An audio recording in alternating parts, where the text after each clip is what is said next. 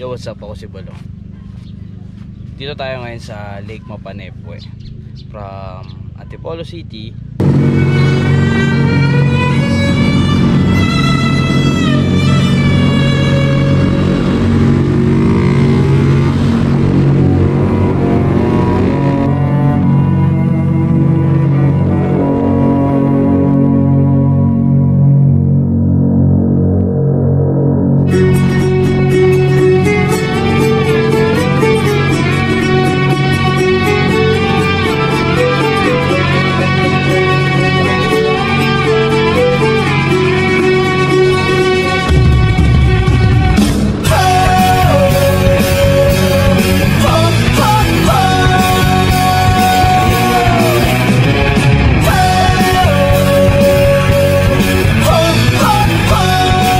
Dito tayo dumaan sa sementadong daan, lumakad tayo sa bundok. Bayad tayo dito ng para sa boat ride para makapunta dun sa camping site. Pangit yung daan dun sa may land, sa may lahar, kasi umulan kagabi, umulan kahapon. Ayun nga, konting lahar pa lang yung dinaanan ko kanina, semplang na ako. Buti na lang meron akong nakasabay, mga galing Bulacan din. Andun sila oh. Sige. Ngayon, solo na tayo. Hindi sila tatawid. Bali pag solo ride ka, magbabayad ka ng 500 para sa isang bangka. Eh, nagbayad ako ng 500 para sa isang bangka. Wala kasi ako sabay. Kesa naman hindi makarating.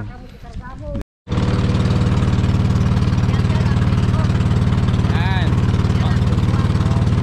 Dito tayo sa phase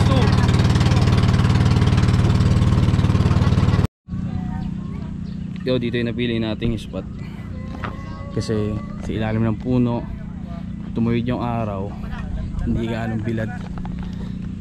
Bahala na. Tara, set up na natin.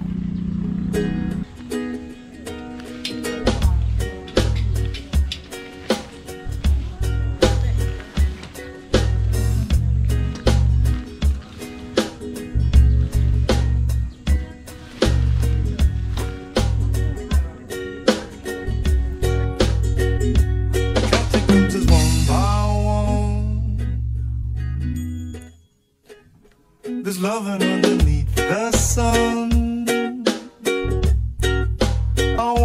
Solo moto camping. Lahat ng gamit nila ko dito sinakay sa bangka.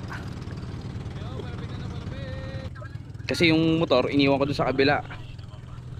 Parang hindi kasi safe kung magmumotor ako. Kasi doon pa lang sa Rabanes, na-slide na ako kanina dahil mabigat nga yung dala ko. Yun, hindi ginaya. Slide. Kapag doon ka naman dumaan sa kabila, wala ka nang babayaran na bangka, bailan yung biyahe mo, pero risky yung daan. Tapos kailangan mo rin mag tour guide kung hindi mo kabisado yung daan. Hindi mo rin kasi pwedeng puntahan na lang ng basta, dahil yung mga tour guide, sila yung nakakaalam ng magandang daan at shortcut. Kasi maraming daan base doon sa mga kakilala ko na nagpunta na nakarating na dito. Yun nga lang din, risky talaga kasi puro lahar doon. Actually kanina na-slide nga ako doon pa lang yung sa bungad, nag-skid yung motor. Ayan, nag-slide lang ako dyan kasi sobrang bigat nung gamit ko. Tapos yung gulong ko pa pang road lang, pang highway, hindi siya pang off-road Tapos malambot yung lupa na nadaanan ko, na banking ng konti. Yun, out balance, simple lang ako. Kaya yun, nag-decide na lang din ako na yun nga, magbayad na lang ng boat kesa may pagsapalaran ako doon sa area na na puro lahar. Kaya yun, napagastos ako. Pero okay lang naman din, for the safety rin naman. Kesa naman dumaan ako doon sa kabila kaya ng motor ko yung gamit, napakabigat. Ang bigat ng kargada ko, kaya mahirap. Ito, papakita ko sa inyo yung lugar. Ito yung setup ko natin. Pang 5 to 6% daw itong tent to. Yan, inopen ko na. Napakainit guys, sobrang init. So ito yung gamit natin. Nakagilid lang eh. Ito yung power station natin, tapos yung kalan, table and chair, tapos yung ingredients natin, tapos yung mga plato natin nakalagay sa ilalim nitong box na to. Mukha siyang oven.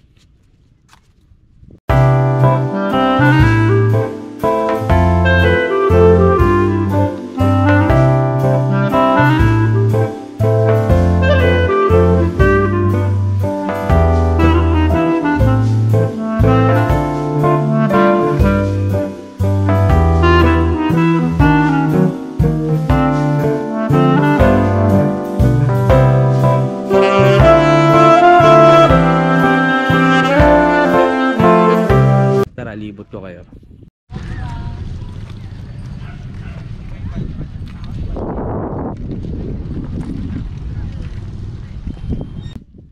Shoutout sa sponsor ng canopy natin kay Boss Jake. Jake Tubo. Hindi, hiniram lang. Hiniram ko lang tong canopy. The rest, akin na.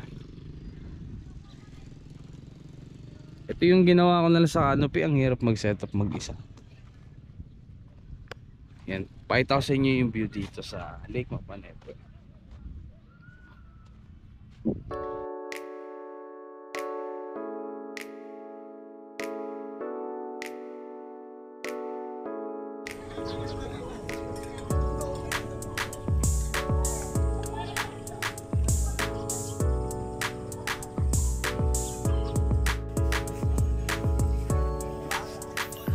Ayun, meron silang mga palikuran, tapos ito yung kanilang tindahan.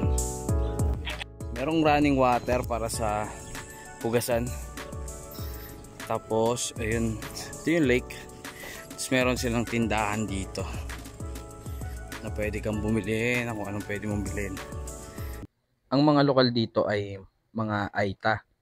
Naglalako sila ng mga gamit, mga souvenir, may mga produktong galing sa bundok, mga prutas. Pag pupunta pala kayo dito, magbaon kayo ng tinapay or anumang maaaring pagkain o anong pwedeng maitulong maibibigay sa mga kababayan natin dito na lokal. Kasi ang dami ko nakasalubong na nanghihingi ng pagkain, nanghihingi ng pera. Ang baon? Tingnan ko kung may pera. 100. Oo. Bibigyan ko kayo ng ano, 2-0. Tagsan po kayo. Hati kayo. Hatiin nyo dito sa gitna. Ate, Oo, hati kayo eh. iya, pera ko yun. Ay, hindi pwede hatiin. No? Sige. Itong lake na to, hindi pwedeng liguan. May mababasa ka nakasulat doon. Bawal maligo sa lake. Tinanong ko yung bangkero kanina nung sumakay ako.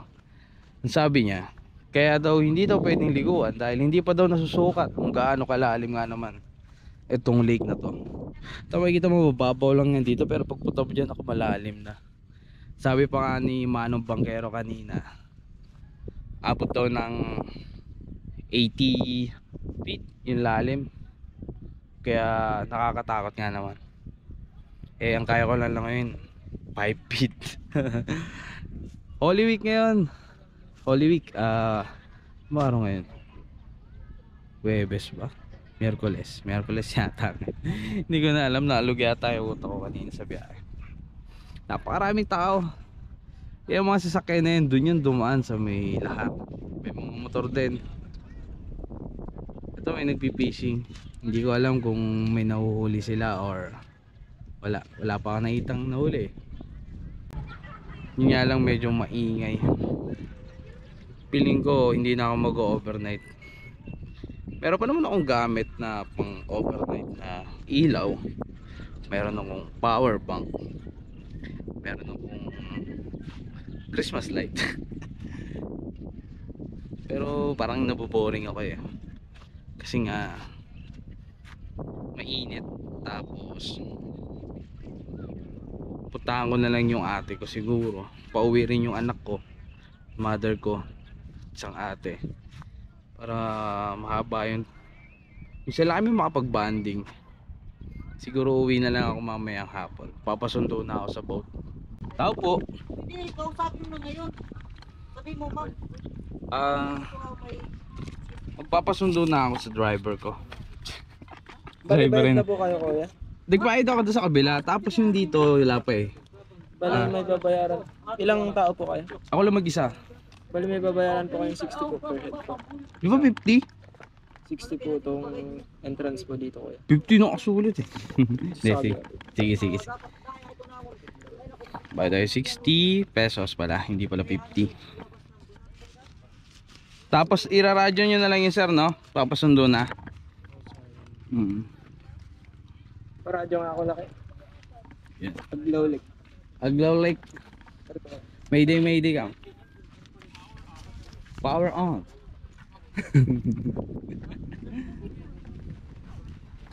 Antayin na lang doon boss, punta na ako doon. Ay! Sorry pala. Wala. Thank you po.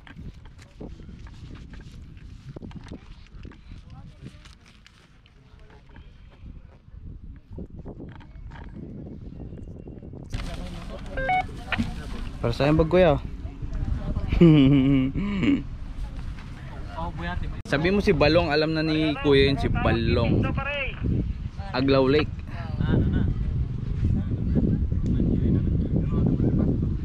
Bali pinaradyo ko na yung ating kapitan ng ating yate at susunduin na nila ako dahil gusto ko nang umuwi. Dahil pakay na. Yun lang, hanggang dito na lang sa ating vlog. Maraming salamat sa mga nanonood, sa mga umabot dito. Maraming salamat sa inyo.